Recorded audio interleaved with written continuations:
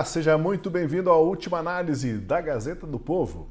Os ministros do STF parecem decididos a destruir o sistema bancário brasileiro se for preciso, mas não admitem ser atingidos pelos efeitos da Lei Magnitsky.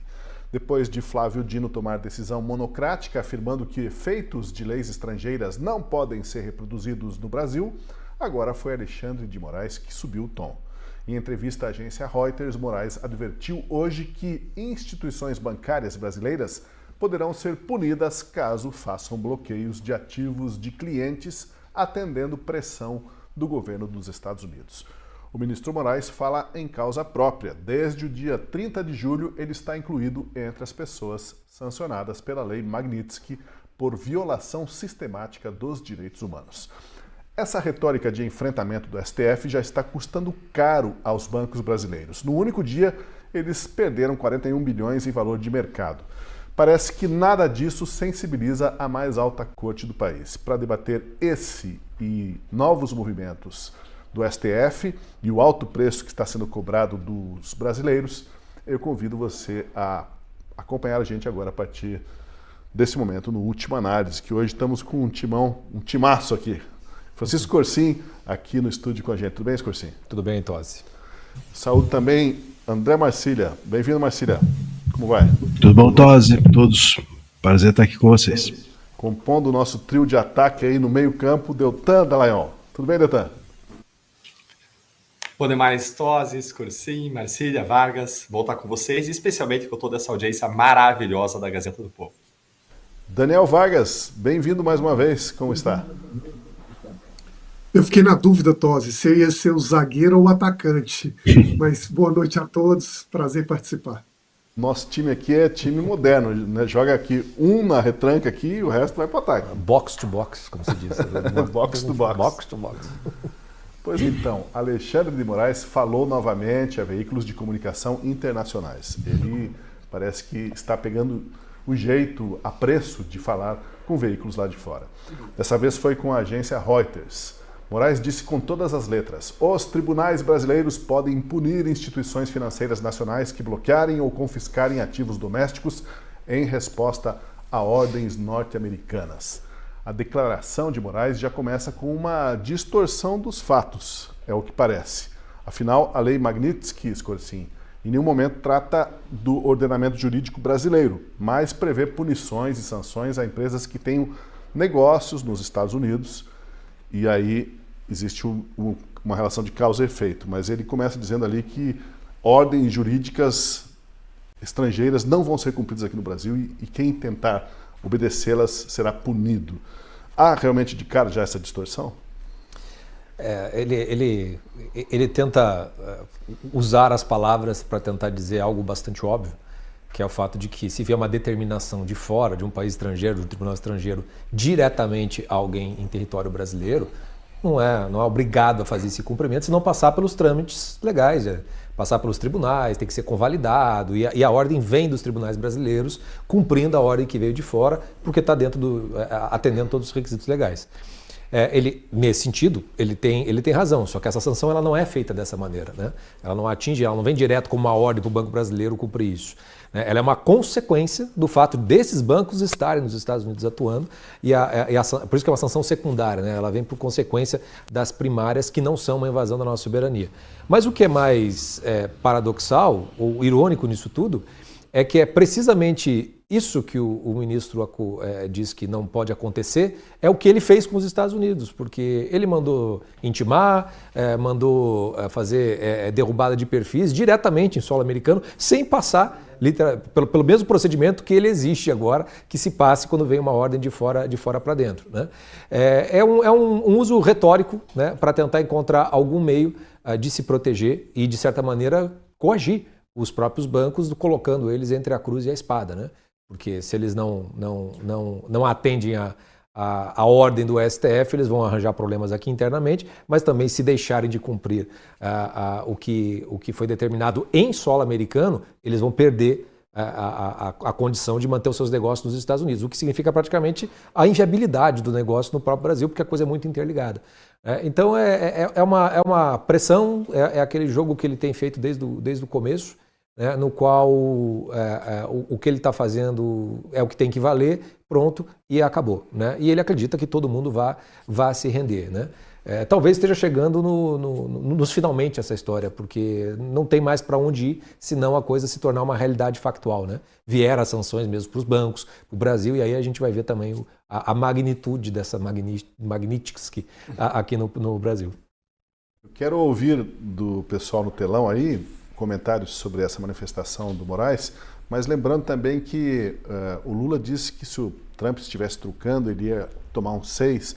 A impressão que da parte do STF tem uma dupla de truco formada, né? Que é o Dino e o Moraes, né? São eles que estão falando, eles que estão trocando carta, dando sinal de gato um para o outro, blefando.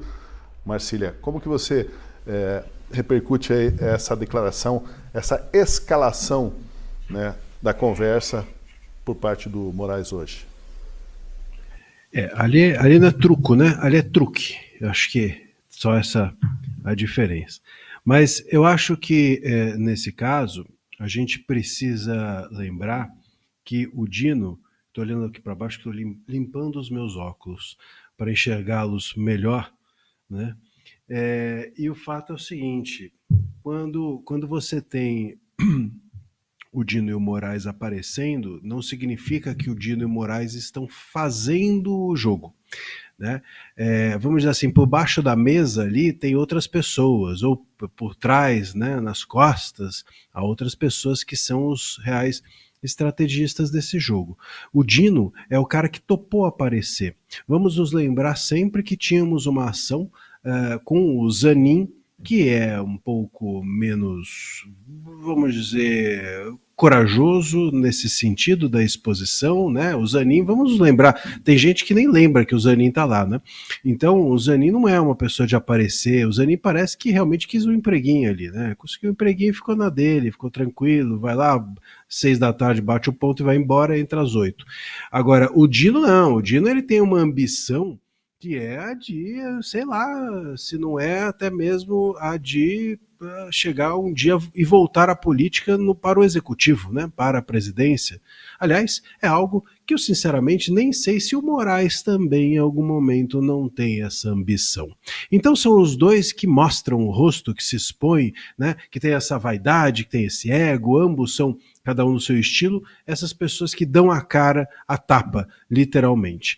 E os demais, eles pertencem a isso que eu tenho chamado de núcleo duro, mas eles estão ali. O Gilmar, sempre o Gilmar está ali, o Barroso, né, e outros mais que a gente talvez tenha dúvida se pertencem ou não a esse núcleo duro. Mas esse núcleo, ele existe, os dois aparecem.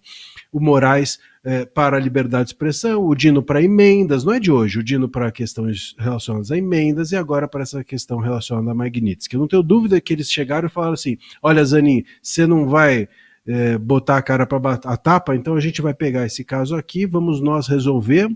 E o Dino falou, procura aí, falou para o estagiário, lá, um assessor, use a criatividade, né? Talvez tenha pegado até um assessor emprestado do Moraes, falou, olha, use a criatividade e procure uma ação aí qualquer que dê para a gente falar da Magnitsky, que foi isso que aconteceu.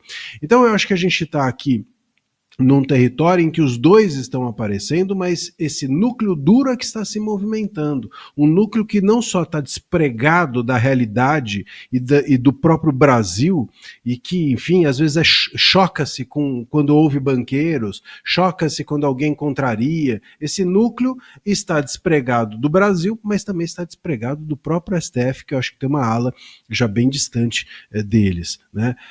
E isso a gente não sabe aí, né, Tosi? Eu acho que é a grande questão para a gente avaliar também até onde vai esse núcleo duro, até onde vai esse voluntarismo deles. Será que eles vão usar, assim como Maduro está usando lá aquele bando de coitado miliciano, será que eles vão fazer isso com o Brasil também? Vamos usar a nós e aos bancos e a economia brasileira como escudo para blindar a eles próprios? Eu quero ouvir o Deltan Dallagnol e o Vargas, mas deixa eu só dar um breaking news aqui que chamou a atenção, o Scorsin, que a Polícia Federal acabou de indiciar o ex-presidente Jair Bolsonaro e o filho dele, o Eduardo Bolsonaro, por tentativa de obstrução de justiça no processo que investiga a tentativa de golpe de Estado. Mas também houve busca e apreensão do passaporte do pastor Silas Malafaia, que estava desembarcando no Brasil, vindo de Lisboa, e já cataram o passaporte dele e não foi preso, mas houve esse mandado de busca e apreensão. Parece que ele está também, né, Escorcim, proibido de... Celulares foram apreendidos. Celulares apreendidos. Ele tem proibição de sair do país e de conversar com os demais investigados. Então, mais esse molho na nossa conversa aí do protagonismo do STF. No caso, obviamente, quem comanda esses inquéritos todos é o Alexandre de Moraes Deltan. Eu perdi, falhou aqui a internet exatamente quando você falou a razão do indiciamento dele. Você poderia repetir, por favor, Tosi? Só a razão do indiciamento, o resto eu peguei. Obstrução de justiça, né? No caso do ex-presidente Jair Bolsonaro e o filho dele. E no caso do Malafaia... Sim. Pela atuação do Eduardo lá junto ao Trump, eles abriram aquele inquérito de obstrução da justiça por conta das ações lá, e o Jair Bolsonaro foi colocado e o pastor Malafaia também foi indiciado. Daí agora o pastor Malafaia sofreu busca e apreensão no que ele desceu do avião no aeroporto do Galeão pela Polícia Federal. Gente, o pastor Malafaia, ele cometeu um crime gravíssimo, que foi falar. Hoje no Brasil é perigoso você falar. Exercer a liberdade de expressão se tornou perigoso no Brasil.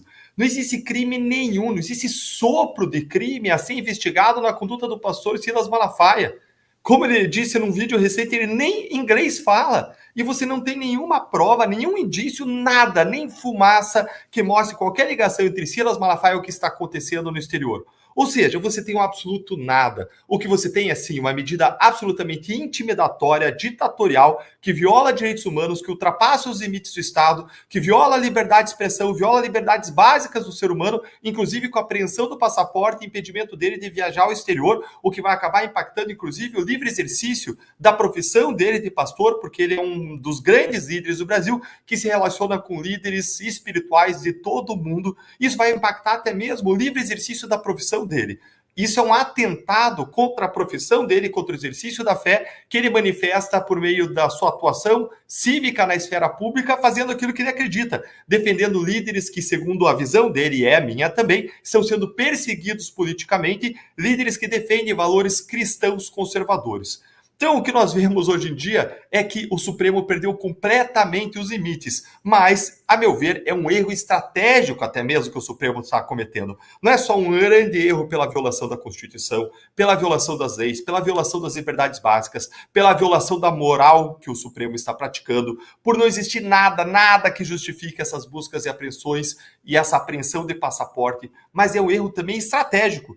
Ainda que a gente admitisse que o Supremo pudesse fazer isso, e se houvesse condição de fazer uma análise de conveniência e oportunidade, o que ele está fazendo é basicamente comprar briga com todo um novo setor, o setor evangélico, que tende a tomar as dores do pastor Silas Malafaia, porque sabe que crime nenhum ele cometeu, que não existe qualquer sinal de crime. Isso só vai exasperar as provas de abusos que o STF vem praticando em relação a toda uma massa de pessoas evangélicas hoje que já são 1/4 da população brasileira. E quando eu olho para o Supremo atuando em relação ao presidente Bolsonaro para fazer buscas e apreensões, para fazer indiciamentos, para fazer ameaçar, intimidar, dizendo que o que ele está fazendo é obstruir as investigações, eu fico em dúvida se eu rio ou se eu choro. Porque isso é absurdo. Em várias análises que nós já fizemos na época em que foi instaurado o inquérito contra Eduardo Bolsonaro, nós já mostramos que não tem crime aí. O próprio Procurador-Geral da República já tinha arquivado a investigação pelo comportamento de Eduardo Bolsonaro no exterior. O próprio Supremo já tinha arquivado. E aí eles desarquivam quando a água sobe para o pescoço, quando eles veem que as ações de Eduardo Bolsonaro não eram palavras ao vento, quando eles identificam que realmente eles têm a chance de ser punidos pela Magnitsky, e Moraes é punido pela Magnitsky, e os outros estão em risco de ser punidos, aí eles usam aquele inquérito, aquela atuação do Bolsonaro no exterior, como instrumento de intimidação. E por que não é intimidação, Deltan? Porque basta você abrir o Código Penal. Você abre o Código Penal, no artigo 23, e você vai ver que não é crime o exercício regular de direito. E o que Eduardo Bolsonaro está fazendo é levar aos Estados Unidos notícias de violações de direitos humanos para eventual adoção de providências por parte dos Estados Unidos. Isso não encaixa em nenhum crime, em nenhum tipo penal do Código Penal. Isso não encaixa em nada, isso é um exercício de direito. Todos no Brasil, basta você abrir a Constituição para ver, tem não só a liberdade de expressão, mas tem direito de petição. O que ele está fazendo é a mesma coisa que as vítimas de regimes abusivos ditatoriais, como Venezuela, Cuba, Rússia e outros regimes iraniano, fazem ao ir para o exterior e buscar denunciar as violações de direitos humanos que acontecem dentro de seus países. E é natural até que os ditadores reajam perseguindo ainda mais essas pessoas.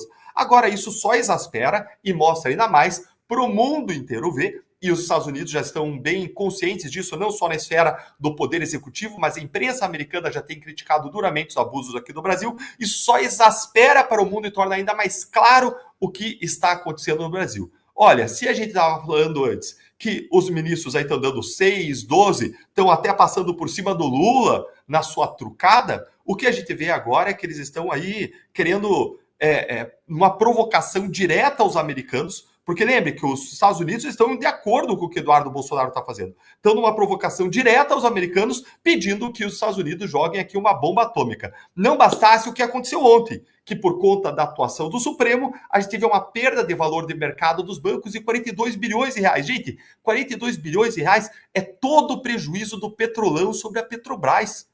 E ainda tinha gente que criticava a Lava Jato por querer recuperar, dizendo que a Lava Jato está prejudicando a economia. Cadê agora a imprensa criticando esses prejuízos concretos, aferíveis em bolsa de valores, contabilidade, matemática, causados por uma canetada suprema? Cadê toda a gritaria em torno disso? Quando a gente vê os grandes poderosos agora atuando, a gente escuta, infelizmente, um silêncio eloquente que mostra e denuncia, sim, a hipocrisia de todos aqueles que criticavam a Lava Jato e hoje passam pano para o Supremo Tribunal Federal. Pois olha, Vargas, nesse relatório da Polícia Federal, a polícia informa que extraiu do celular de Jair Bolsonaro áudios e conversas com o pastor Silas Malafaia e com Eduardo Bolsonaro. E nessas conversas, segundo os investigadores, havia tentativas de articulação para intimidar autoridades brasileiras e atrapalhar os inquéritos que apuram a trama golpista. Então, conversar para atrapalhar alguma coisa ou para se defender, né, virou um crime, Vargas, como agora estão indiciados por causa disso. Parece que o que nós estamos assistindo é uma inversão dos fatores, não é? Na dúvida, o investigado passa a ser acusado. Se eu não consigo, por alguma razão, chegar pela minha investigação ou pelos fatos à conclusão que eu desejo, eu interpreto as ações do meu investigado para dizer que ele tem culpa no cartório e como ele não se desincumbiu de algum ônus que teria, deve ser responsabilizado. Tudo isso eu acho que sinaliza um problema que está na base de inúmeros desses casos que nós temos discutido no Brasil, em que a liberdade das pessoas para viverem, se expressarem, empreenderem dentro de limites muito estreitos e claros da lei, até que se prove e se conclua finalmente o contrário, deveria ser preservada, deveria ser protegida, mas cada vez mais esse é um princípio flexibilizado, sempre invocando princípios abertos, gerais, que acabam, em última análise, transferindo um poder policial e criando, isso sim, uma estrutura de caça às bruxas contra quem pensa diferente ou de quem não se gosta.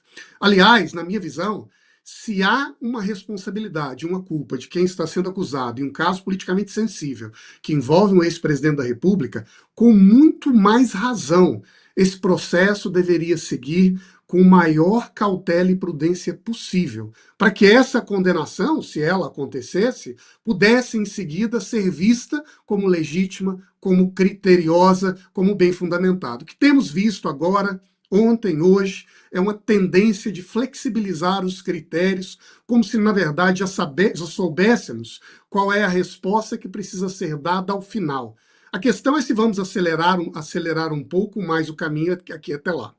Agora, Tosi, se me permite, eu queria também aproveitar para voltar à primeira pergunta, sobre a posição do Supremo em relação a essas decisões tomadas no âmbito da Magnitsky que impactam os bancos brasileiros. E me deixa aqui direto ao ponto, citando um caso concreto que já veio à tona em outros programas. Mas o banco BNP Paribas, o banco francês, quarto maior banco do planeta, de um país que tem no seu nacionalismo uma tradição histórica, foi acusado em 2014 de violar sanções impostas pelos Estados Unidos a alguns países sancionados. Ao fazer isso, um processo judicial se iniciou nos tribunais em Nova York. O banco foi processado, inclusive com cláusulas criminais, argumentando que teria violado uma lei e a sua aplicação, que, em última análise, visava proteger os interesses nacionais dos Estados Unidos. Evidentemente, naquele caso, no tribunal norte-americano, como na França, houve um imenso debate sobre os limites territoriais da decisão. Houve um congelamento ali da fala do Vargas. Deveria ser afetado por ele. Vargas. O efeito, para concluir, foi que, na verdade, o banco optou por realizar um acordo e aceitou pagar uma multa de quase 9 bilhões de dólares para encerrar rapidamente esse processo criminal. Se o BNP Paribas fez isso, o que faria um banco brasileiro muito menor, com muito menos poder de barganha e influência, numa situação análoga? Pois é, a gente vai continuar esse debate em instantes, apenas um rápido intervalo, digamos assim, 2 minutos para a mensagem do nosso patrocinador. A gente já volta com mais informações sobre essas novas ordens de Alexandre de Moraes contra o ex-presidente Jair Bolsonaro, o filho dele, Eduardo Bolsonaro, e também o pastor Silas Malafaia. Olá, você que está ligadinho na audiência da Gazeta do Povo. Eu quero falar com você que sofre com dores articulares, dor no quadril, desgaste da cartilagem. Você já não dorme mais à noite, acorda com dor e vai dormir no outro dia com dor. Tudo isso por quê? Porque as dores estão te consumindo e está se tornando crônico. Então presta atenção. Tem como você mudar essa história e ter qualidade de vida. Está aqui na tela para você o Artrolumes, um produto 100% natural que não tem contraindicação e vai repor para você ácido hialurônico, colágeno tipo 2, que são 2 substâncias que o corpo para de produzir. Quando para de produzir, as dores aparecem. O Artrolumes vai te dar qualidade de vida, vai lubrificar as suas articulações e vai tirar as inflamações do seu corpo. Então, ligue agora, 0800 100 0122, 0800 100 0122 e adquira agora. E eu falo para você, muitas pessoas no Brasil inteiro já estão adquirindo e estão tendo a vida mudada, têm qualidade de vida. Estão praticando exercícios, voltando a fazer as suas caminhadas e também está podendo viver com a família tranquilamente sem se queixar das dores. Então você que está nos acompanhando, ligue 0800 100 0122 e presta atenção porque a promoção é imperdível. Para você que está ligadinho agora, de presente para você, vai a nossa pistola massageadora, vai 2 pomadas para que você possa cuidar do seu corpo e tá aqui, ó, produto 100% natural que não tem contraindicação, já tem mudado a vida de muitas pessoas. Liga 0800 100 0122 com 60% de desconto, frete e ligação é gratuita. Acesse o QR Code que está aparecendo para você e comece a cuidar da sua saúde ou da saúde de quem está aí ao seu lado que está sofrendo com as dores. Ligue agora 0800 100 0122, 0800 100 0122. Artrolumes vai mudar a sua vida. Retomamos aqui, olha, a Polícia Federal então indiciou o ex-presidente Jair Bolsonaro, o filho dele, em um novo inquérito aí por crimes de coação no curso do processo, tentativa de abolição do Estado Democrático de Direito por meio da restrição ao exercício dos poderes constitucionais. Então, o Eduardo Bolsonaro, por causa de conversas ao telefone com o pai, está tentando abolir o Estado Democrático de Direito, o Marcília. E eu lembro aqui que o Marcília, quando houve uma operação da Polícia Federal tempos atrás contra um advogado dos processos do Rio de Janeiro, e também contra o próprio Jair Bolsonaro, o Marcília falou, eles estão atrás do telefone deles, né? Eles querem pegar o telefone para fazer pesca de conversa, Marcília, pescando conversa entre pai e filho, entre advogado e cliente. Ficou um nível um tanto raso, né, de busca de provas e provas muito questionáveis, não é? Desde o Mauro Cid tem sido assim, né? O que o celular, veja só, né? Se o celular, né, mostra que houve algum tipo de trama, né, entre eles, eu acho que o que afinal de contas poderia mais ter o celular do Malafaia a ver com isso, né? Se eles já descobriram todas as tramas nos outros celulares. Então, o que me parece aqui, claro, né, é que essa questão do celular é muito importante, porque é pelo celular que eles vão montando o caso, né? O Vargas até estava comentando que eles vão interpretando, e para não interpretar ou tentando fugir exatamente dessa burla, né, ou dessa interpretação, dessa criatividade, eles pegam o celular e depois com o que eles encontram no celular, eles vão montando o caso, e quando não conseguem montar o caso, ainda põe uma pessoa, tentam achar alguém para delatar, né? Então, nessa história toda, daqui a pouco eles pegam lá o Malafaia conversando com, sei lá, com o Zé das Couve, pega o Zé das Couve e põe para delatar aí e falar que aconteceu tudo aquilo que eles estão dizendo que aconteceu. Infelizmente, isso tem acontecido no Brasil. O caso do golpe foi exatamente isso. Mauro Cid é um Zé das Couve. Em algum momento foi assim que ele foi sentido e tem se comportado dessa forma. Tentaram fazer isso com outros réus e imagino que vão fazer a mesma coisa aqui nesse caso.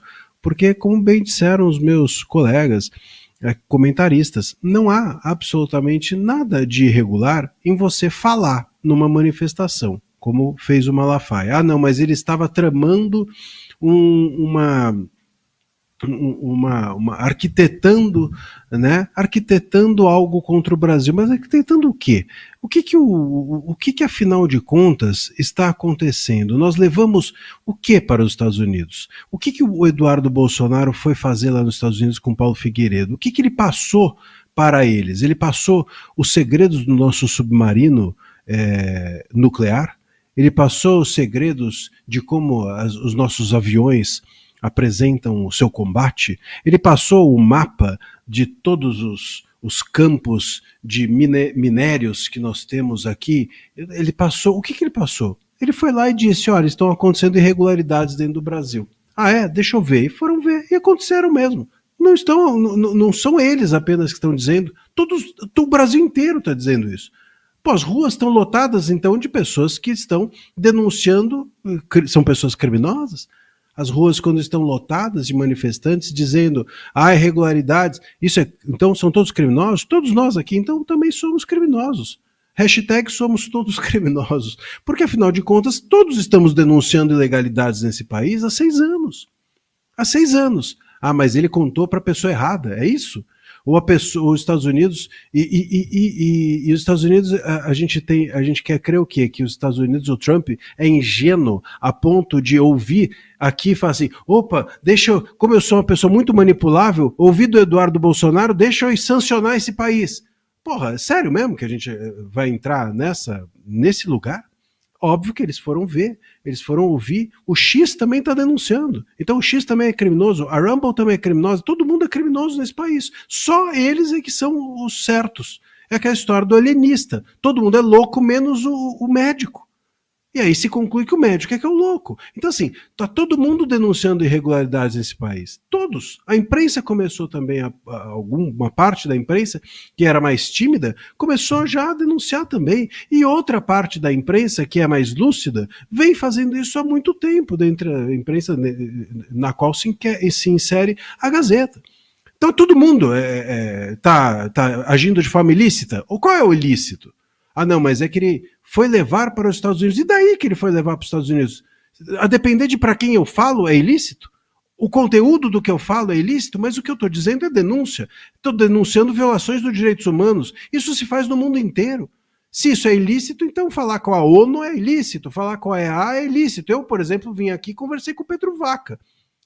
Foi um ilícito? Eu atentei contra a soberania quando eu conversei com o Pedro Vaca. O Pedro Vaca é ilícito? Ele a OEA é ilícita quando veio aqui e quis ouvir as denúncias? Então tudo é ilícito, gente. Ah, não, mas você não pode contar. Você pode contar para o Pedro Vaca, mas não pode contar para o Trump. Pô, então, assim, a gente entra num terreno aqui muito. Outro dia eu estava no debate, uma pessoa virou e falou assim: ah, não, o problema é que ele está fazendo isso para tumultuar o processo do pai. Tá, e o Paulo Figueiredo, que não tem o pai nessa história? Tá, qual é a desculpa? E o Malafaia? O Bolsonaro não é pai dele. Então qual é o interesse do Malafaia nisso? E as outras pessoas que estão denunciando, e mesmo o Bolsonaro, o Eduardo e o Figueiredo, que estão denunciando muito para além desse processo do golpe. Então, assim, se eles forem denunciar as ilegalidades ocorridas no processo do golpe, aí é atentado à soberania. Mas se você denunciar as coisas que aconteceram antes do golpe, aí não é tentado de soberania? Quer dizer, então o problema é onde está o ilícito? É a fala, é o objeto da fala, é para quem você fala, é sobre o que você fala, porque se o problema é que nesse processo do golpe obstrui a justiça, então vamos lá, eu, por exemplo, quando denunciava na imprensa as ilegalidades do caso Cruzoé ocorrido em 2019, o processo também estava correndo. Então era obstrução e coação também quando eu denunciava na imprensa isso? Então, assim, qual é o critério? Não tem critério. E aí eles vão lá, arrancam o celular das pessoas e tentam montar um quebra-cabeça oportunista. É disso que se trata. Então, não parece também que essa ação contra o Silas Malafaia, em particular, tem a ver com o caráter muito ácido, muito cáustico das críticas que ele sempre faz? O Malafaia é muito eloquente e fala duro, né? Então, de certa forma, o STF, tentando amedrontar essa pessoa que tem uma voz muito agressiva, uma posição mais agressiva, mais contundente, ele, de certa forma, manda recado para todo mundo que é agressivo, que é crítico ao STF, não é? Não vai ficar impune, digamos, toda essa falação do Malafaia. Sim, e esse é exatamente o ponto que os Estados Unidos estão usando para punir o Alexandre de Moraes, para punir o Supremo Tribunal Federal, dizendo que eles estão silenciando opositores políticos, que eles estão silenciando seus críticos. A liberdade de expressão, ela não é feita para proteger o discurso ameno, o discurso gostoso de ouvir, o discurso caridoso, o discurso gentil. Não, ela é feita para proteger justamente aquilo que a gente não gosta que se fale. É exatamente a fala ácida, a fala crítica, a fala nojenta, a fala desgostosa. É para ela que existe a liberdade de expressão. Porque hoje ela desagrada um, amanhã ela desagrada outro, e todo corrupto que está no poder, todo abusador que está no poder, sempre vai dizer que a fala contra ele, que a crítica é demais ácida ou ainda contém excesso de ironia. Como se disse naquela decisão do STJ, usada para condenar jornalistas que criticaram o ministro Gilmar Mendes. Nós estamos chegando a um ponto que nós não temos mais liberdade de expressão para criticar os poderosos do judiciário no Brasil, aqueles que abusam do seu poder. E mais, com base nas informações que chegaram aqui para nós, Tosi, que você trouxe para o público aqui, inéditas agora, uma coisa que está acontecendo agora, informações que acabaram de acontecer, a notícia que nós temos é que eles estão sendo investigados ali, que Bolsonaro foi indiciado por alguns crimes específicos. E eu quero que vocês que estão aqui conosco olhem quais crimes específicos são esses que eu vou jogar aqui na tela para vocês. Olha aí, ó. Primeiro crime, abolição violenta do Estado Democrático de Direito. Bolsonaro teria sido indiciado por isso aqui. Peraí, mas quando que você configura esse crime?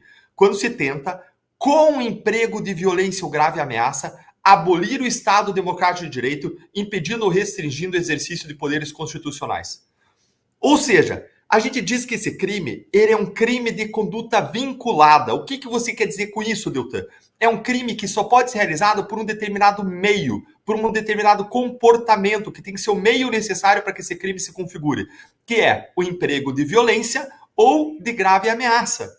Só se pune esse crime quando a abolição do Estado Democrático de Direito impede ou restringe o exercício de poderes constitucionais. Isso vem por um meio específico, emprego de violência ou grave ameaça. Há alguma violência ou grave ameaça? Não! É claro que não tem nenhuma violência ou grave ameaça. Vamos dar uma olhadinha no crime de coação no curso do processo, que foi o segundo crime pelo qual ele teria sido indiciado. Mais uma vez, usar de violência ou grave ameaça. E aí vai o resto, com o fim de favorecer interesse próprio ou alheio, contra a autoridade, parte ou qualquer outra pessoa. Mas espera aí, Deltan. O que o Eduardo Bolsonaro está buscando é uma atuação cogente dos Estados Unidos, não é? Sim, é uma atuação obrigatória, com poder de Estado dos Estados Unidos, sim, mas da mesma forma como um advogado faz quando recorre ao Tribunal Superior. A decisão de um Tribunal Superior que anula, absolve, cassa a decisão de um juiz, de um tribunal inferior, é uma decisão cogente, é uma decisão que vem com força, é uma decisão que se impõe. E vejam, se a gente vai agora permitir que Silas Malafaia e Bolsonaro sejam prejudicados porque Eduardo Bolsonaro está buscando reclamar, exercer o direito de petição no exterior, eu vou falar para vocês quem vão ser os próximos investigados por esses crimes aqui. Pela coação no curso no processo e pela abolição violenta do Estado Democrático de Direito. Sabe quem são os próximos que serão investigados por obstrução à justiça? Vão ser Celso Vilardi e Paulo Bueno, que são os advogados de Bolsonaro. Porque ao recorrer, ao peticionar, ao buscar anular o processo, ao buscar absolver o réu, eles estariam obstruindo a justiça, da mesma forma que como Eduardo estaria obstruindo lá no exterior, buscando justiça, denunciando violações de direitos humanos no Brasil. Então, o mesmo argumento que eles usam para punir o Bolsonaro agora, para punir o Silas Malafaia, para punir Eduardo Bolsonaro, se aplica literalmente aos advogados do Bolsonaro. O que se está criminalizando é mais do que exercício da liberdade de expressão. Se está criminalizando o próprio direito de defesa no Brasil. O Supremo persegue essas pessoas a tal ponto que não dá a essas pessoas o que se tornou hoje um privilégio, que era um direito, e é um privilégio de se defender. Eles não têm isso. E, como eu prometi para vocês, olhem aqui o que diz o artigo 23 do Código Penal. Confere aí comigo, expande a tela, por favor, produção, para todo mundo poder acompanhar aqui o que diz aqui o artigo 23 do Código Penal. Pedir para a produção expandir a tela, se puder tirar a moldura. Ela diz o seguinte: exclusão de ilicitude. Não há crime quando o agente pratica o fato no exercício regular de direito. Tá aí, ó, para vocês verem. Não há crime quando a pessoa pratica um fato no exercício regular de direito. E aí, a questão é, existe ou não existe Constituição? Existe ou não existe direito de defesa no Brasil? Existe ou não existe a possibilidade de você reclamar do descumprimento de direitos humanos? E vamos lembrar o que aconteceu na Lava Jato. Na Lava Jato a gente processava Lula, processava a esquerda, processava políticos poderosos, mas não processava nenhum ministro do Supremo. Aí esses investigados e processados, eles pegavam e não só recorriam, eles ficavam reclamando, eles iam a foros internacionais, eles ficavam dizendo que a gente abusava do poder contra eles toda hora. Mais e mais. Eles foram reclamar não só fora do Brasil, o equivalente ao que Eduardo Bolsonaro faz agora, mas eles foram reclamar para o Conselho Nacional do Ministério Público, para o Conselho Nacional de Justiça, pedindo que nós fôssemos punidos. E aí? Isso também agora é abuso do Estado Democrático de Direito? Coação no exercício do processo? Sempre que um advogado reclamar de um promotor e juiz que estaria praticando abusos, é coação no exercício do processo? Coação no curso do processo? É isso agora? Não tem mais direito à defesa? É claro que nós, a Lava Jato, sempre respeitamos essa atuação das defesas. A gente discordava veementemente. A gente achava um absurdo. A gente se sentia até ofendido.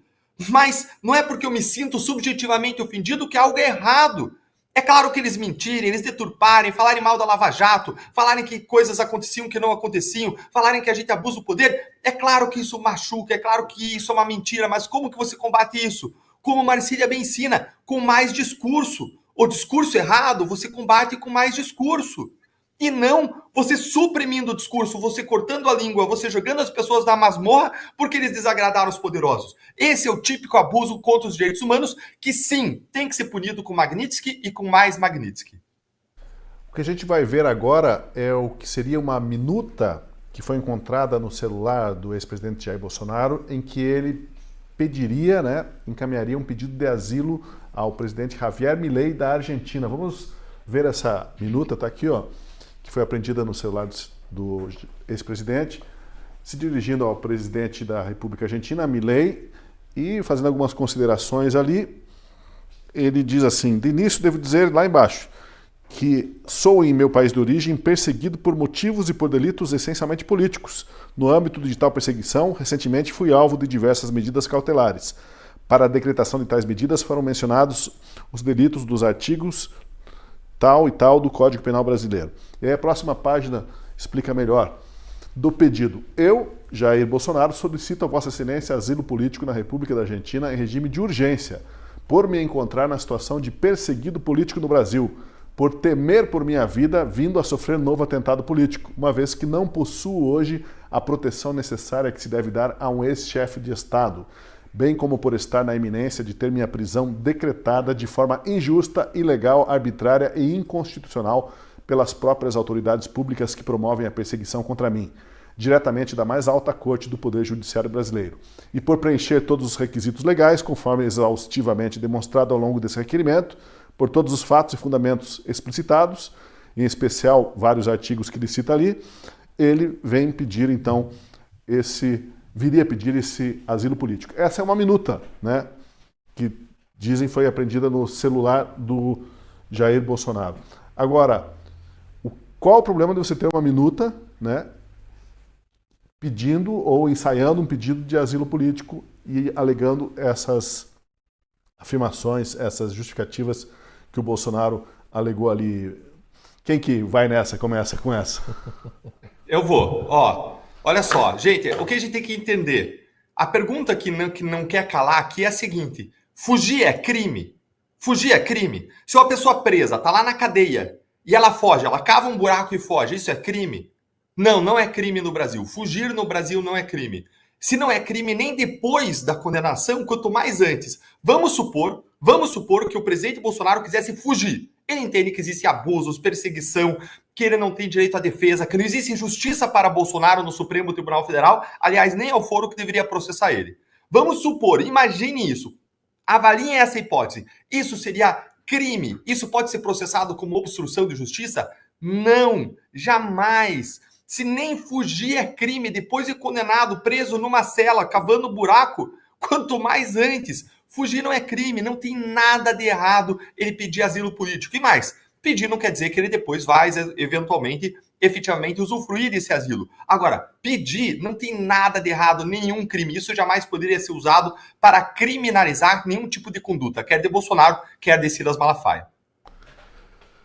Vai lá, Vargas, depois ouvimos o Marcília e eu quero ouvir cada um de vocês sobre essa minuta aí, porque é uma cogitação, né? Não deixa de ser uma cogitação, um papel com uma cogitação, e não é crime, como disse o Deltan, mas mesmo assim está baseando violações contra normas brasileiras, na tese do Alexandre de Moraes, e até o atentado violento ao Estado Democrático de Direito. O que nós estamos assistindo, não é, Tosi? É uma escalada dessa tensão para deixar de ser tratada predominantemente como jurídica. Nós estamos vendo aqui, o próprio Deltan mencionou várias das aberrações na interpretação mais cuidadosa da lei, para ser um jogo de fato político em cima de fato político, cujo objetivo, em última análise, é desacreditar não os argumentos ou as ações dos adversários, mas a sua própria pessoa. Eu creio que grande parte dessa tensão que escalou e que agora está na ordem do dia no Brasil há algum tempo é, em parte, uma antecipação do próprio processo eleitoral e político que vai acontecer o ano que vem no Brasil. E à medida em que a gente se aproxima daquele momento, as tentativas de lado a lado, de escalar, de atacar, de se defender, também vão se tornando cada vez mais enfáticas. Agora, não se trata de um jogo com cartas iguais. Nós estamos falando de um lado dessa disputa que tem na mão o poder policial combinado ou conectado com o executivo, e temos de outro lado um grupo que está na oposição e que virou alvo e vítima justamente do ataque desse primeiro. E a partir daí, a gente vai interpretando e vendo os sinais, não é? Um desses sinais é o próprio indiciamento, como a gente estava discutindo há pouco, baseado em um conjunto de argumentos ou de fatos que são interessantes. Me deixe ler dois aqui. O primeiro deles, no relatório da Polícia Federal, diz: Silas Malafaia mandou uma mensagem a Bolsonaro. Atenção, dispara esse vídeo às 12 horas. Se você se sente participante desse vídeo, compartilhe, não podemos nos calar. E sobre Eduardo, algo ainda mais grave. O parlamentar licenciado passou a publicar em seus perfis nas redes sociais conteúdos em inglês, com o claro intuito de alcançar público no exterior e assim interferir e embaraçar o andamento da ação que corre no Supremo.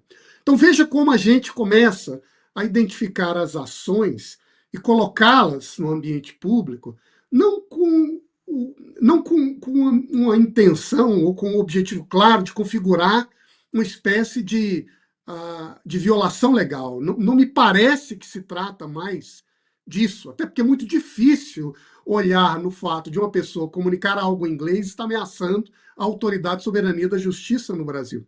Mas de desacreditar ou de alguma forma de expor, de ridicularizar a postura do inimigo penal. Do mesmo modo está acontecendo agora quando se toma um documento do celular apreendido do ex-presidente e se coloca esse documento a público. O que se quer aqui, eu acho, não é simplesmente dizer veja como ele está errado, veja como ele está tentando desautorizar a justiça brasileira na condução do seu trabalho, mas é de colar no Bolsonaro a imagem de um fujão, ou de alguém que está com medo, com receio, que é frágil, e por isso mesmo não teria, não é, a envergadura política para liderar nas próximas eleições um campo de oposição. Mas isso tudo é muito triste, porque, em última análise, o que nós estamos dizendo e discutindo é como o árbitro se tornou parte do próprio jogo de disputa política nacional. E esse é um ambiente em que as regras, em que os critérios, em que as pessoas que, em última análise, deveriam moderar a relação entre os diferentes, deixaram de cumprir esse papel para se tornarem eles próprios parte do problema. Vamos ouvir o Marcília sobre essa minuta, Marcília, e esse jogo sujo, né, de jogá-la na imprensa como se fosse algo que causasse algum demérito ao Jair Bolsonaro. Veja, asilo político, né, é um direito, né? Então, minuta de um direito, me parece que não é crime, né? O Brasil, ele tem previsto na sua Constituição o direito ao asilo político, a concessão do asilo político, né? Então, por óbvio, que se nós entendemos que asilo político é um direito dos demais, por consequência, reconhecemos implicitamente que o asilo político dos nossos aos outros países também é um direito. Então, não há absolutamente nenhum crime em fazer uma minuta pedindo algo que é direito de todo mundo. Acho que não há... nós não podemos recear, né? Se eu fizer amanhã uma minuta pedindo para alguém me conceder um direito, isso não importa se é uma minuta, se não é uma minuta, enfim, direito não é crime. Direito ainda não é crime nesse país, né? Eu acho que é tão simples quanto isso. O que de fato, né, o que está por trás disso, qual é a trama, aí sim, né, a trama por trás disso, é que a gente fica aqui, né, tentando desbaratar, né, tentando encontrar uma função. Eu fico aqui, eu estava ouvindo o Vargas falar, eu acho que é uma análise muito pertinente a que ele faz, mas fico pensando se não é apenas uma forma mesmo de vingança do Estado, né? Ou até mesmo uma forma de fazer barulho, né? Então hoje, por exemplo, agora tem uma notícia aqui de que o cartão de crédito do Moraes foi cancelado, né? E a gente não vai falar disso, porque a gente está falando dessa história. A gente tem hoje, por exemplo, um projeto que está para ser votado de adultização e que regula as redes e permite que as redes sejam suspensas por meses, sem uma decisão judicial, né? E a gente não vai falar disso. E nem os parlamentares, porque o assunto é o Bolsonaro. Então, cria-se uma nuvem de ruído também. A gente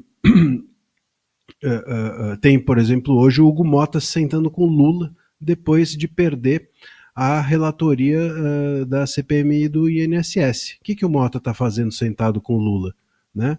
Me parece que isso é um pouco antiético, não é a função do Mota, mas a gente não vai falar disso, e não estou reclamando que a gente não fale disso, eu estou dizendo que ninguém está falando disso, e é natural que isso ocorra, e eu fico pensando se não é por aí que é o caminho, né? Criar nuvens de ruídos em cima de nada para desviar o foco e assim fazer com que os interesses desse consórcio estatal, pelo menos, ou se não prevaleçam, pelo menos os interesses contrários a eles não fiquem na mídia. Bom, é verdade, tem esse risco de a gente não falar desses temas, mas nós vamos correr aqui para poder falar, sim, hoje ainda da CPMI, viu, Marcília? E falar também da reação dos bancos à ameaça de Moraes de que eles serão punidos caso obedeçam, de alguma forma, ordens ou efeitos da lei Magnitsky aqui dentro do país. A gente vai falar sobre isso. Mas deixa eu ouvir você, Scorsin, sobre essa minuta e sobre ela estar incluída e ter sido vazada como se fosse um ilícito do Jair Bolsonaro. Eu até peço desculpas aos colegas, eu estava lendo a decisão do Moraes justamente para entender por que essa minuta, qual a justificativa dela, né? E eles são uma decisão de umas 30 e tantas páginas e ela é baseada naquela cautelar, já que essa me parece que internacionalmente é aquela que ainda de maneira muito comedida, né? Acho que a BBC essa semana até colocou, né? Parece ser uma tentativa de silenciamento, parece que aquilo exagerou e tal. Parece que esse exagero já está mais ou menos meio que unânime que isso foi um absurdo. É com base nessa decisão que ele cita uma série de prints de conversas de WhatsApp, de áudios, de vídeos do WhatsApp com várias pessoas para provar que ele estaria descumprindo as cautelares. E aí a fala do risco de fuga e usa então essa minuta que teria, supostamente, segundo está na decisão, supostamente teria sido feita pela esposa do senador Flávio Bolsonaro, e então o ministro entende que seria um risco de fuga das sanções. Essa é a fundamentação dele. Mas o que é curioso é que, por muito menos, ele mandou prender uma pá de gente. Mas no final ele pede intimar o Jair Bolsonaro para que ele explique o que foi que ele quis dizer com as mensagens que já estão ali mais ou menos óbvias, daí manda citar a PGR para depois voltar para ele, para daí ele decidir, né? Então você tem como disse o Marcílio, né, uma armadilha, montou-se toda uma narrativa, uma série de mensagens no WhatsApp que simplesmente não... como assim, pouco importa o conteúdo, bastou, pelo que parece, bastou ele ter usado o WhatsApp para ser suficiente para estar descumprindo uma cautelar que em si mesma já é absurda. Quer dizer, a gente já passou do ponto em que a gente precisa de um novo Franz Kafka para poder romancear isso tudo, porque acho que até se todo mundo virar barata, para aparecer vários processos, Castelo e tudo mais, ainda assim não vai dar conta do realismo fantástico do que está acontecendo no STF. A gente vai acelerar e daqui a pouco nós vamos falar um pouco mais sobre a entrevista que o Alexandre Moraes fez à Reuters hoje, em que ele fez novas ameaças aos bancos, e também sobre a CPMI, a grande derrota do governo na CPMI. Vamos a um recado dos patrocinadores e a gente volta com todos esses temas. Olá, estou trazendo uma novidade que vai revolucionar a autoestima de homens e mulheres que sofrem com a queda capilar. Não perca mais nenhum fio de cabelo. Se você está se sentindo inseguro ao ver a sua aparência mudar por conta da calvície ou da queda de cabelo, o tratamento com o Hair Leo é a solução que você tanto busca. Chega de se esconder ou se sentir desconfortável com a sua imagem. É hora de mudar isso de uma vez por todas. Você sabia que com o tratamento certo é possível recuperar não só o cabelo, mas também a confiança e a autoestima? O Hair Leo, com suas ampolas PDRN, vai parar a queda de cabelo, estimular o crescimento dos fios e ajudar a cobrir aqueles espaços indesejados na coroa e na região da calvície. E o melhor de tudo, é rápido, eficaz e o mais importante, sem dor. Sim, você ouviu corretamente, é sem dor. Afinal, quem quer continuar perdendo fios quando a solução é simples, acessível e sem sofrimento? A Leo Technology está trazendo um produto que é revolucionário e promete mudar a sua vida. As ampolas PDRN têm a capacidade de regenerar o couro cabeludo, revitalizando e estimulando o crescimento de novos fios desde a raiz. Com uso contínuo, você vai ver o seu cabelo crescer mais forte, saudável e com muito mais volume. Esqueça os métodos invasivos, como o transplante capilar, que são dolorosos e caros. O Hair Leo é a alternativa ideal para quem quer resultados rápidos sem comprometer o bolso. Em apenas 2 semanas de tratamento, você já vai começar a notar os primeiros sinais de crescimento. Imagine só, olhar no espelho, ver o seu cabelo se regenerando de maneira uniforme, cobrindo aqueles espaços que antes pareciam impossíveis de preencher. A autoestima que você merece está ao seu alcance. Não deixe que a calvície continue dominando sua vida. Comece agora o tratamento com as ampolas PDRN e recupere a beleza, a força e o brilho do seu cabelo de maneira natural e eficaz. Ligue agora para 0800 000 4458 e aproveite a oferta imperdível. 0800 000 4458. Os primeiros 100 que ligarem terão 70% de desconto no tratamento, além de um super presente para você. Não perca mais tempo. A sua chance de conquistar o cabelo dos seus sonhos está aqui. E o melhor, hein? O seu tratamento será entregue em até 7 dias, direto na sua casa.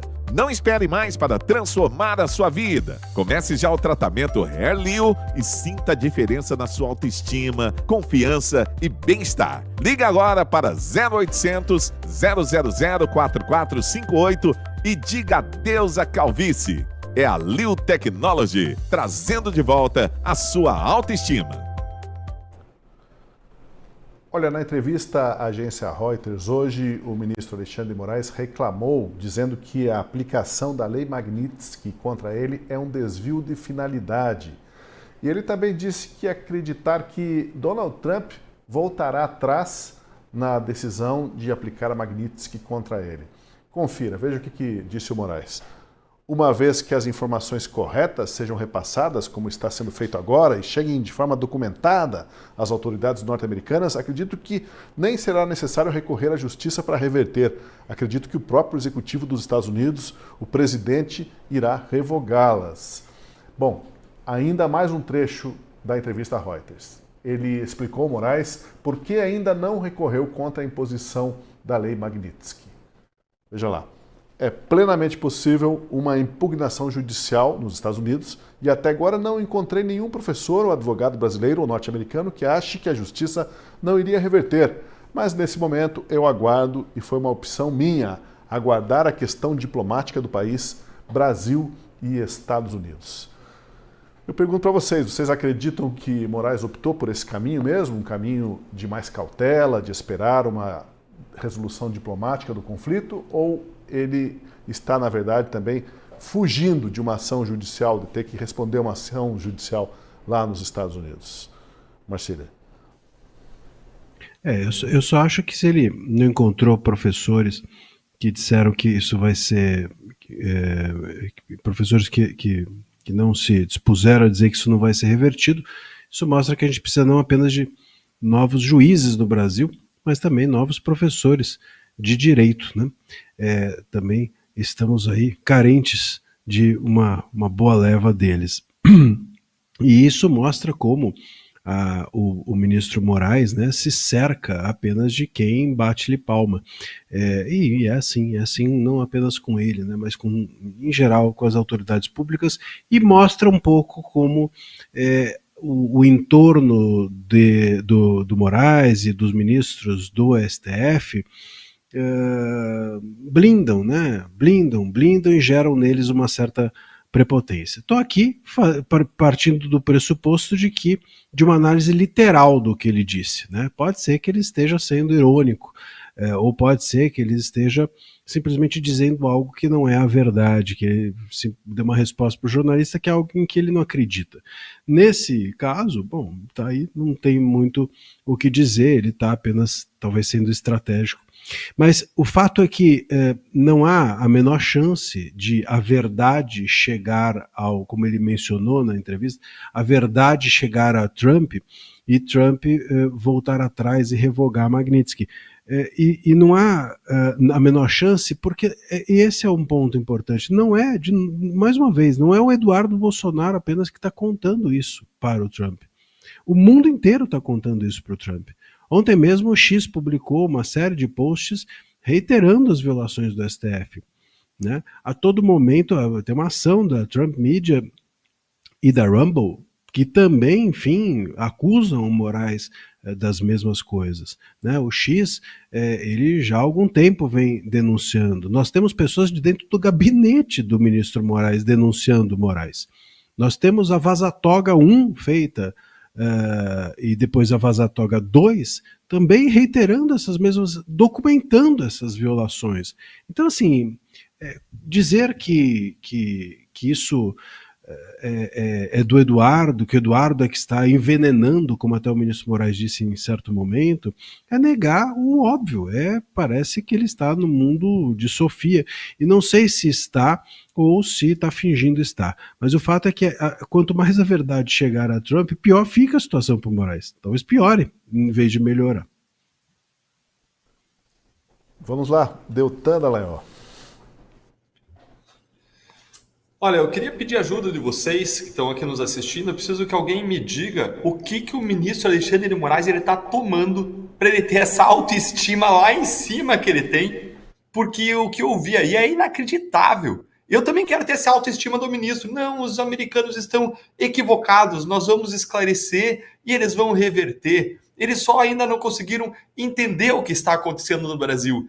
Como se eles fossem agentes ingênuos que não entendem o que acontece no Brasil, que não tivessem as maiores e melhores agências de inteligência no mundo, como se eles não tivessem discernimento, como se Trump não fosse uma pessoa com uma larga experiência de vida, um grande negociador que entende de geopolítica, que entende de vários assuntos, que não só pelo que ele aprendeu como presidente no passado, mas por toda a história de vida dele como de negócios.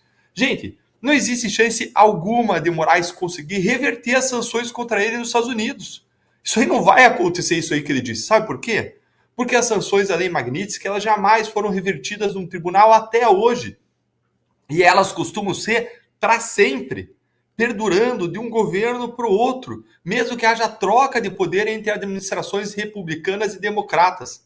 Ou seja, mesmo que daqui a 4 anos um candidato democrata vença as eleições para presidente dos Estados Unidos, as chances de que as sanções contra Moraes perdurem são altíssimas.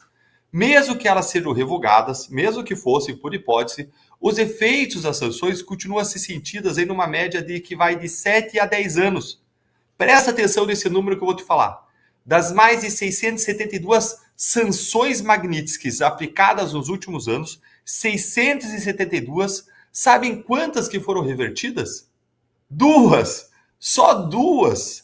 A própria lei prevê que as sanções só podem ser derrubadas se houver uma mudança de comportamento comprovada do sancionado.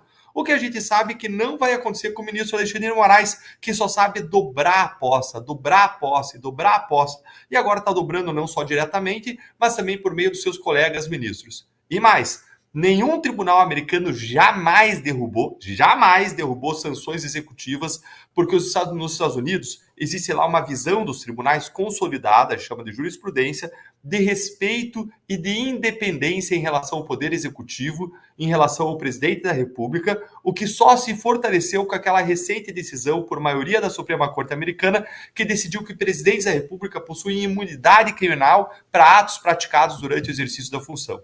Então isso aí que a gente ouviu, ou é uma bravata ridícula e gigantesca do ministro Alexandre de Moraes, ou isso é uma enorme demonstração de ignorância, desconhecimento de realidade, ilusão de grandeza ou até mesmo loucura. Vargas, segura um pouquinho aí que eu quero ouvir de você daqui a pouco comentários sobre esse informe do Banco BTG Pactual que está circulando na Faria Lima e orientando os bancos para uma possível saída desse impasse com o STF. Mas antes, o Scorsi ainda quer acrescentar alguma coisa ao comentário do que o Deltan falou, né? Aproveitar o gancho do Deltan sobre a possível loucura, né, no discurso do Alexandre de Moraes.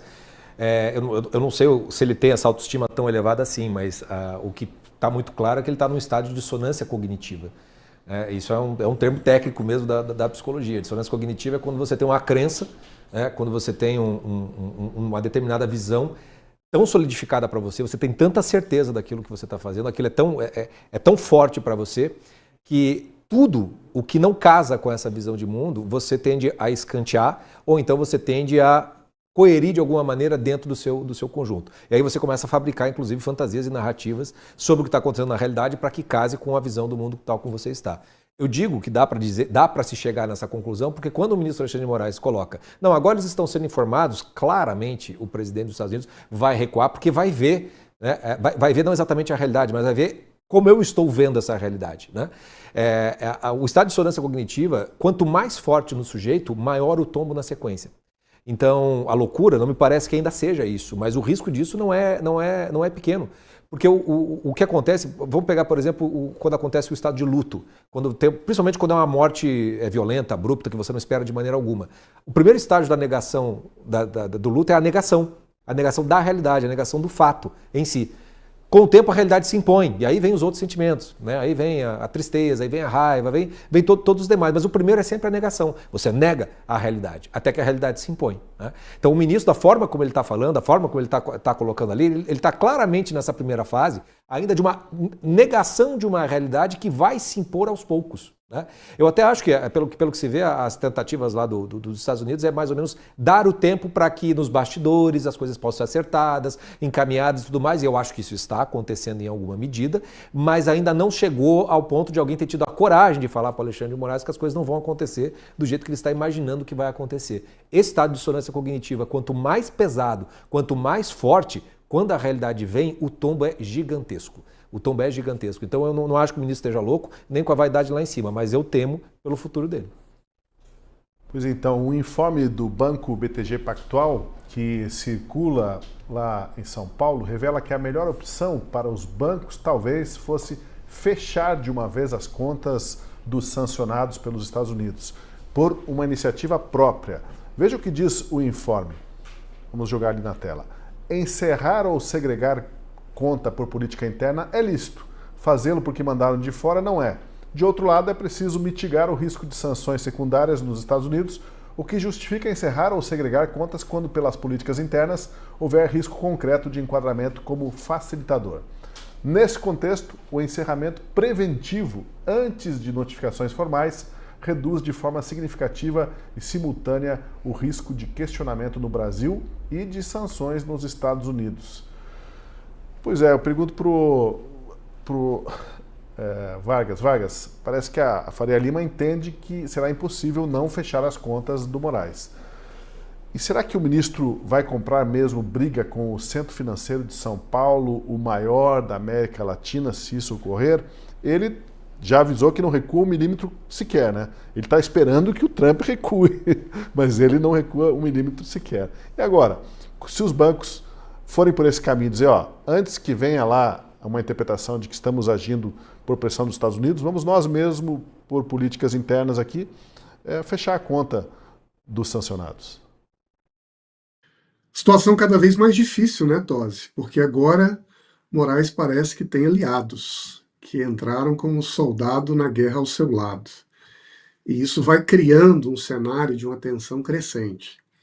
Os bancos sabem muito bem, Tosi, que as relações financeiras internacionais, ao longo dos últimos 30, 40 anos, se globalizaram imensamente. De todos os campos da vida social, talvez as finanças sejam aquele em que essa integração global seja mais evidente. O que significa que uma ação tomada em um local, ela respinga, ela gera efeitos em outros locais.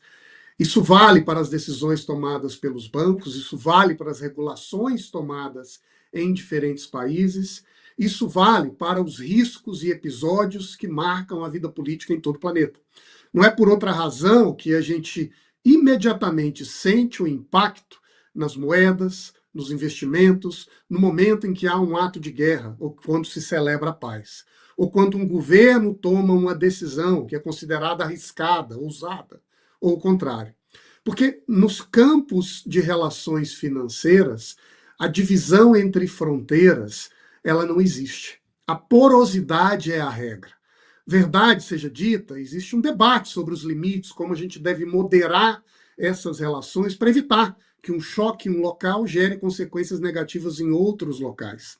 Mas o que nós temos visto ao longo dos últimos anos é, de um lado, uma integração cada vez maior entre esses campos financeiros e, de outro lado, uma tentativa de países de ocupar zonas de influência nessas relações para se proteger ou para se beneficiar.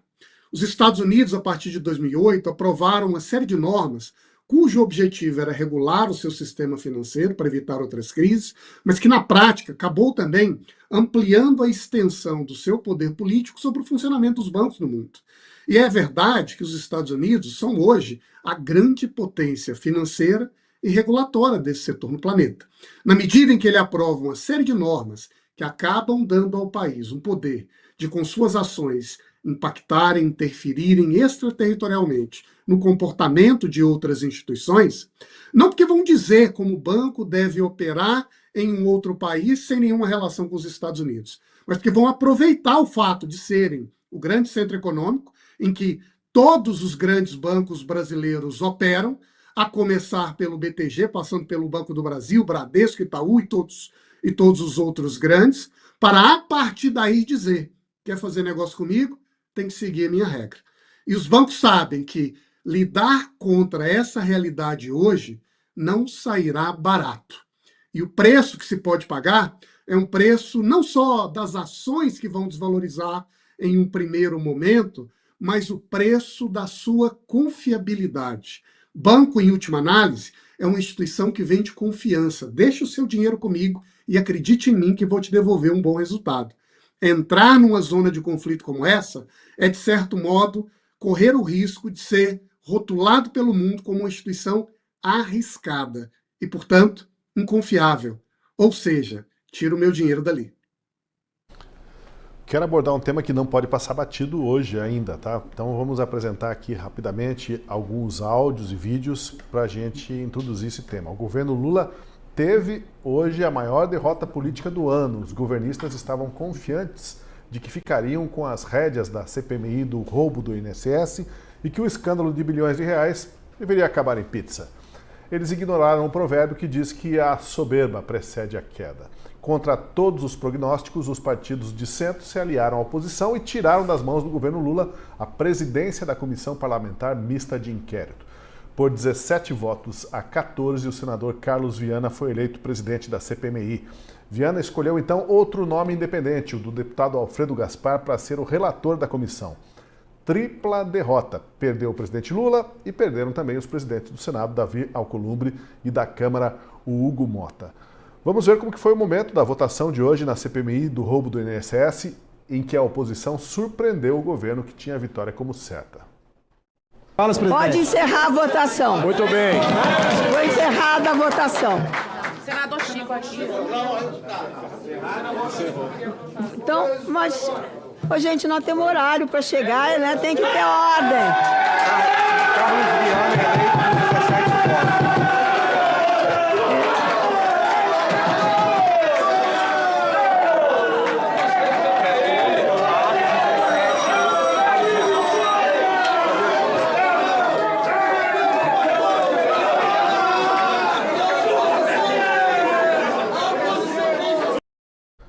Festa da oposição que articulou muito bem essa vitória, tanto é que o líder do governo lá no Senado, o senador Randolfo Rodrigues, estava tão confiante da vitória que ele chegou atrasado e quis votar, outros quiseram votar e viram que já não dava mais, tinham perdido a indicação do presidente da CPMI.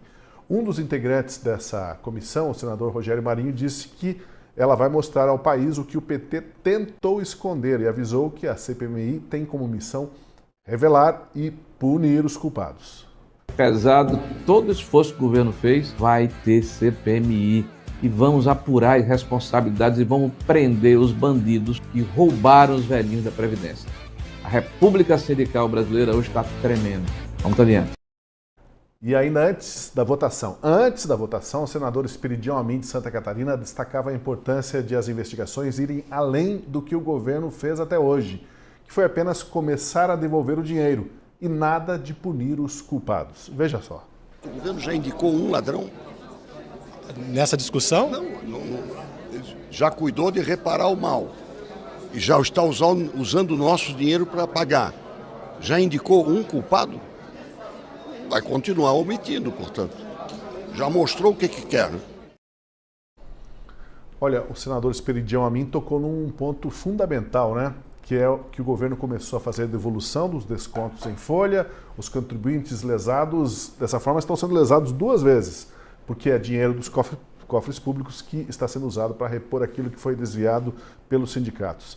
Até agora não foi divulgada a identidade de nenhuma das pessoas presas temporariamente pela Polícia Federal. Não é estranho essa morosidade, essa lentidão para encontrar os culpados, Scorsin?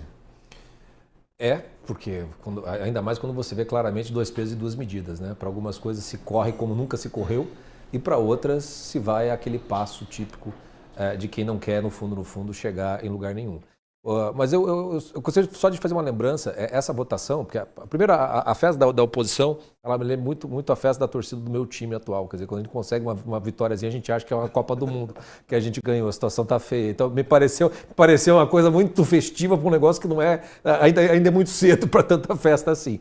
Mas o que me parece mais significativo é que talvez isso já seja o primeiro sinal do efeito da convenção que teve, da formação, né, daquela parceria entre União Brasil e o PP. Né? Foi o primeiro tiro de aviso desses partidos para o governo Lula, porque me parece que, independente da recuperação nas pesquisas que o Lula timidamente tem tido, ainda me parece que o Centrão, até por conta desse aceleramento, dessa aceleração do Lula com o STF para o ano que vem, eu acho que se tornou muito claro, e a mensagem do BTG também diz isso de maneira muito clara, que não vai dar para ir com o Lula para muito mais adiante. Então já se começou a fazer toda uma repactuação, um novo acordão para se encontrar uma alternativa para as eleições do ano que vem. Provavelmente deve ter o desembarque desses partidos, inclusive dos ministérios que eles ocupam. Me parece que hoje foi, assim como a cartinha do Trump foi um tiro para cima para ver se despertava, eu acho que essa votação de hoje também teve esse sinal de alerta e aviso. E deve ter assustado muito, porque o Hugo Mota saiu correndo para conversar com o presidente Lula, justamente, talvez até temendo a votação do PL da adultização hoje. Porque se perde PP, perde União Brasil, literalmente a base governista se torna minoritária. Pois houve até a convocação de uma reunião de emergência, Marcília, após essa derrota do governo, porque eles estavam muito certos de que teriam a presidência dessa comissão e de que o negócio ia virar pizza, né? Agora, essa comissão, ela tem como realmente balançar um pouco as coisas no país, ou vai depender também muito de como a grande mídia vai prestar ou não atenção aos fatos que vão ser revelados ali?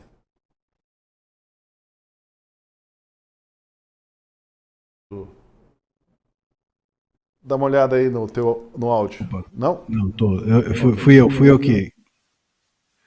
Culpa minha. Culpa máxima culpa minha. O ponto é o seguinte, eu sou da opinião de que CPI, CPMI sempre são úteis, né? Essa história de, mas acaba em pizza, depende, né? Depende de qual é o objetivo. Se o objetivo é a chegada, bom, acaba em pizza. Mas se você for pensar que o trabalho todo da política e do político sempre acaba em pizza, né? Você já viu as entregas na política, elas não são de resultados concretos. A política é algo que se faz pelo caminho, né? O caminho é o objeto da política, né? Eles não chegam, ou raramente chegam e entregam, olha, está aqui o que a gente fez, agora pronto, podem usufruir para o deleite da nação. Não é isso. Eles se movimentam, ao se movimentarem, fazendo política, eles nos entregam a possibilidade de obter os resultados aí sim concretos, né? Então uma CPMI, eu entendo, sobretudo liderada pela oposição, eu entendo que ela tem sim uma função, vai ter sim uma função muito importante, que é a de jogar luz sobre as responsabilidades do governo e as responsabilidades, sobretudo, de políticos do governo que não estavam e não estariam e não estarão investigados pela polícia, infelizmente, por talvez uma visão um pouco seletiva. Ninguém está preso, todo mundo do governo, enfim, né? O Lupe, por exemplo, antes de sair até do governo, ele admitiu que ele sabia de parte daquilo. Ele falou, não, eu estava sabendo de parte. Bom, isso é admitir um crime.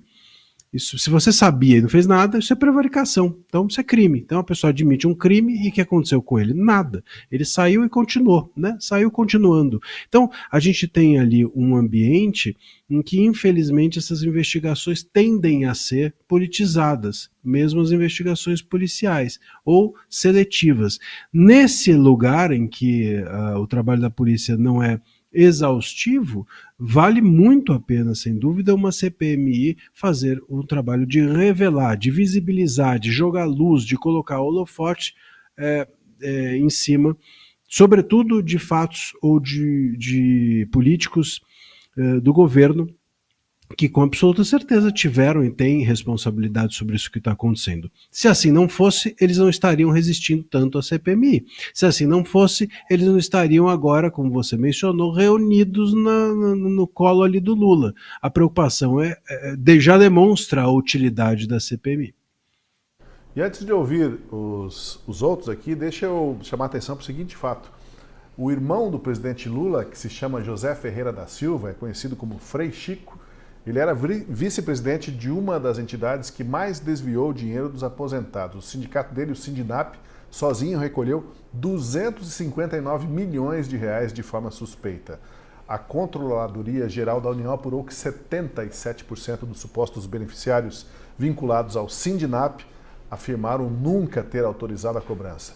Apesar disso, o diretor da Polícia Federal, o Andrei Rodrigues, se apressou a dizer, ali no mês de maio, logo no início do escândalo, que o Sindinap não era alvo de buscas e apreensões e nem o irmão do presidente era um investigado. Será que agora, finalmente, esse sindicato e o irmão do presidente Lula vão cair na malha fina da CPMI, Deltan? Tosi, o governo se ferrou, os criminosos se ferraram. A gente tem que comemorar e muito essa presidência e relatoria especialmente da CPMI. Vamos lembrar que grande parte do trabalho é feito pelo relator. Quem é o relator que foi escolhido nessa vitória imensa da oposição? Foi o Alfredo Gaspar. Quem é Alfredo Gaspar? Alfredo Gaspar é um ex-promotor de justiça, procurador de justiça, técnico, faca na caveira, correto, um dos deputados mais atuantes, alguém que eu tive o privilégio de aquelas pessoas que você conhece a Câmara e fala, nossa, isso aqui quebra a imagem que a gente tinha do parlamento, porque tem gente boa aqui, não é a maioria, mas tem gente excepcional. E ele, com o conhecimento técnico que ele tem, a cobra vai fumar na CPMI do INSS. Vamos lembrar por que isso é tão importante. Isso é tão importante porque esse caso estava agora nas mãos de quem? Dias Toffoli, ex-advogado do PT, para investigar o esquema que respinga no próprio PT? Vocês acham que ia acontecer? Não ia. Mas agora, com um cara atuante que sabe fazer investigação, essa investigação vai explodir e vai colocar pressão sobre a omissão, a não atuação de Dias Toffoli. Essa CPMI, vamos lembrar, ela já começa explosiva, com mais de 400 requerimentos, sendo vários deles para ouvir não só o Carlos Lupe, o ex-ministro da Previdência de Lula, que estava no poder durante a pior parte dos desvios bilionários de dinheiro das aposentadorias, mas também exatamente o irmão de Lula, o Frei Chico, que é vice-presidente de um dos principais sindicatos suspeitos de roubar aposentados. O Frei Chico preside realmente o Sindicato Nacional de Aposentados, Pensionistas e Idosos, a Força Sindical, que vamos lembrar, que saiu de uma receita de 17 milhões em 2019, para quanto em 2023? Primeiro ano do governo Lula? 90 milhões. Saiu então de 17 para 90 milhões. O que será que aconteceu, hein? O Carlos Lupe, por outro lado, ele foi blindado de investigações pela PGR, que arquivou várias representações feitas pela oposição contra ele, mesmo com o próprio Carlos Lupe tendo admitido que ele sabia há muito tempo dos desvios do INSS, mas ele não fez nada para estancar essa sangria, para fechar a torneira, para fechar o ralo por onde escorria o dinheiro público. Dentre as diligências que estão aí na fila, está também a quebra dos sigilos do Carlos Lupe, do irmão de Lula, do careca do INSS, que recebeu mais de 53 milhões de reais de associações envolvidas no esquema e fez repasses, preste atenção, repasses milionários para vários dos servidores suspeitos de participação nos crimes e por aí vai. O que a oposição precisa fazer agora é um trabalho de investigação no estilo que foi feito na Lava Jato, quebrar sigilos, ouvir testemunhas, cruzar os dados, mapear onde cada um dos suspeitos estava, com quem estava, olhar os dados de Herbes, ver quem encontrou quem, pedir informações ao COAF a respeito das transações financeiras suspeitas de lavar dinheiro e por aí vai. Tem muito para fazer, tem muito follow the money, siga o dinheiro para fazer. E eu tenho certeza que o money vai aparecer. E olha, quando isso acontecer, eu não sei se o governo Lula vai sobreviver ao que vai surgir. Nós podemos estar hoje diante do primeiro e grande passo na direção da derrubada do governo Lula. E eu vou lembrar o que eu aprendi lá atrás na CPMI do caso Banestado. Eu atuei na CPMI do caso Banestado lá atrás, em 2004, 2005. E nós atuávamos na investigação em Curitiba e foi instalada uma CPMI. E eu vou falar para vocês o que acontece. Quando existe uma investigação, existe a CPMI, embora a investigação nossa seja técnica, a CPMI ela bota a maior pressão, porque ela não segue o tempo só da investigação, ela segue um tempo político, e ela avança, e ela traz luz, e ela traz imprensa, e ela revela fatos, e ela faz articulação política com outros países buscando rastrear o dinheiro. Isso tudo coloca uma baita de uma pressão na investigação técnica. E se Toffoli agora se omitir, se ele seguir impedindo um trabalho técnico, se ele não permitir que a polícia faça o trabalho dela e com celeridade, ele vai passar muita vergonha, senão vai colocar a própria pessoa dele em risco pela omissão, pela negligência e pela não atuação em relação ao que tem que fazer. É o maior escândalo de desvios de recursos públicos da história do Brasil, e agora com essa CPMI, isso nos traz um calorzinho, uma esperança no coração de que isso não vai mais passar impune. E para a gente ter noção do tamanho do escândalo, né, outra entidade que não teve os bens bloqueados, assim como o Sindinap no escândalo do INSS, foi a CONTAG, a Confederação Nacional dos Trabalhadores na Agricultura, uma aliada histórica do PT e de Lula. De 2019 a 2024, dos 4 bilhões e 200 milhões de reais desviados dessa forma, com descontos indevidos, 2 bilhões, praticamente metade, foram direto para os cofres da CONTAG. De uma só vez, também, a CONTAG conseguiu um lote para descontar contribuição indevida de 34 mil pessoas. Passou um lote ali, 34 mil. Já pensou você ter um negócio desse? Esse cursinho. Ó, entrou hoje aí 34 mil novos sócios pro teu negócio, né, que vão botar dinheiro, desconto, todo mês. Pois é. A CONTAG mantinha até maio deste ano 79 acordos vigentes com órgãos federais e já recebeu desses acordos 58 milhões de reais. Eu pergunto para o Vargas, né? A CPMI, será, Vargas, vai expor o quanto o Estado brasileiro foi aparelhado pela companheirada, haja vista a situação da CONTAG aí, que nem estava sendo investigada nesse inquérito, mas os dados estão aí. Eu acho que existem agora 3 grandes riscos, digamos assim, para o governo e para os seus apoiadores, em particular para essas organizações. O primeiro risco diz respeito à própria atividade do governo para investigar o ilícito.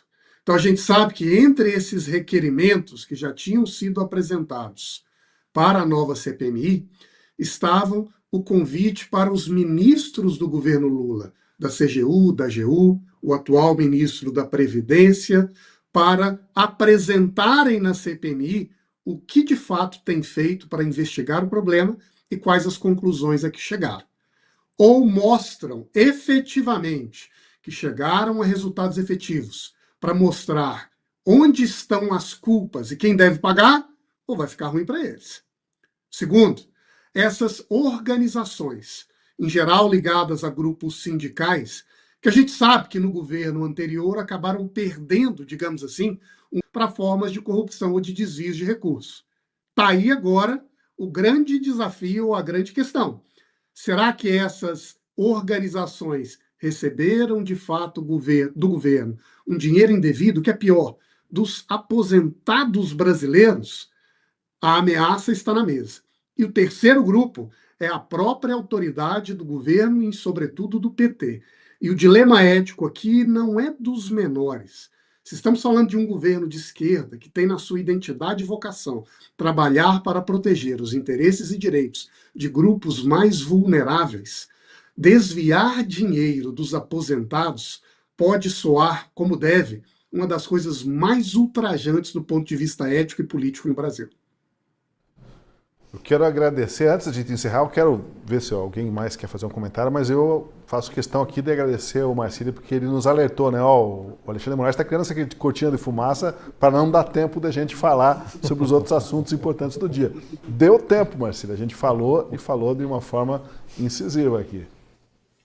É isso. Aqui falamos, mas a imprensa, e aliás a imprensa está repercutindo os conteúdos, né, desses áudios todos, e isso mostra que me parece que era esse ruído mesmo que eles queriam, né, gerar uma intriga aí na direita. Mas com certeza o tema CPMI ele vai ocupar um espaço nos jornais, no noticiário nas próximas semanas, a não ser que realmente que esteja todo mundo já vendido para o lado de lá. Por falta de melhor expressão, eu vou dizer a expressão, vendido para o lado de lá. Porque se você pratica jornalismo e não cobra uma CPMI como deve ser coberta, é porque daí a coisa ficou ruim mesmo, né? Escorcinho. Quero crer que não chegamos a esse ponto. De tédio a gente não vai morrer, né? Ao contrário, vai ter que fazer uns 3 últimas análises por dia, porque a quantidade de coisa que vem é impressionante. Muito obrigado a todos vocês, obrigado Marcília, Deltan Dallagnol, Daniel Vargas, Francisco Escorcim, e obrigado especialmente a você que acompanha a Última Análise com a gente de segunda a quinta-feira. E antes de encerrar, eu quero convidar você a apoiar a Gazeta do Povo. Não há muitos veículos por aí como a Gazeta do Povo, você percebe na nossa cobertura aqui no nosso canal no YouTube. Portanto, você tem a oportunidade de assinar a Gazeta pagando apenas R$1 por mês nos 3 primeiros meses. É a promoção de degustação. Assine a Gazeta, dê esse apoio, tenho certeza que você não vai se arrepender, tem conteúdo muito bom das nossas editorias, dos nossos jornalistas espalhados pelo país. Muito obrigado pela sua companhia, até o nosso próximo encontro.